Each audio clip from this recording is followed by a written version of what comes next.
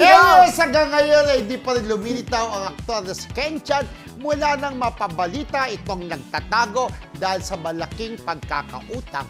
Pinaniniwala namang nasa labas pa rin ito ng bansa dahil naudlot umano ang pag-uwi nito noong isang buwan. Maski nahirap nga ito at hindi mahagilap sa ngayon, nagawa pa rin ng aktor na magpasalamat sa natanggap na award sa 26 Gawad Pasado.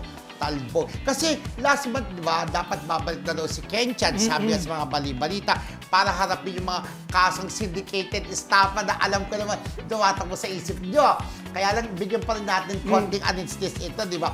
Pero yun nga, naghihintay na yung mga tao na sabi niya, harapin niya kung ano man yung mga issues sa kanya, hindi siya dumating. At ang sabi nga raw, nangangayayat na nga si Ken Chan sa mga problema kinakaharap. Pero yung sinasabi na nagawa pa rin niyang magpasalam, madali lang din naman gawin o yun, social diba? media. Correct. Diba? Ang At dali-daling congratulations, Ken Chan.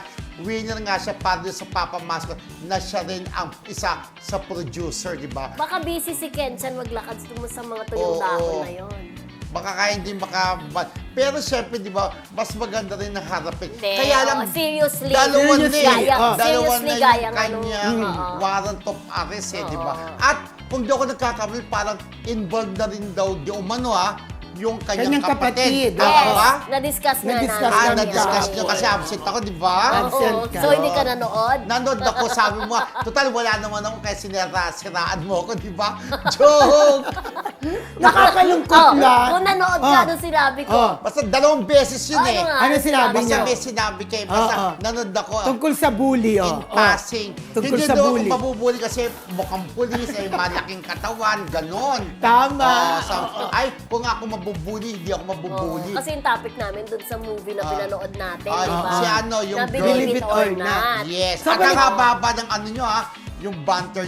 Balik tayo kay Ken Chan. Nakakalungkot naman talaga ang sinasabi niya ngayon. Pero naniniwala tayo na malalagpasan ito ni Ken Chan. Oo, Sana umuwi ka na, naniniwala tayo. magpakita ka na, at harapin mo na ang problema niya. Correct, oo. Pero syempre, nalulungkot nga tayo. Gaya nga nasabi namin ni Rodel na naging kaibigan din naman natin. Si Ken Chan, yung mga Yes. panahong nagsisimula pa lang ang kanyang showbiz career. Kaya nung mabigyan siya ng may special tatay, di ba? Ng isang napakagandang break, ay isa tayo sa naging masaya para sa kanya. correct. At bago yung Diba? special tatay, hindi special tatay yun eh.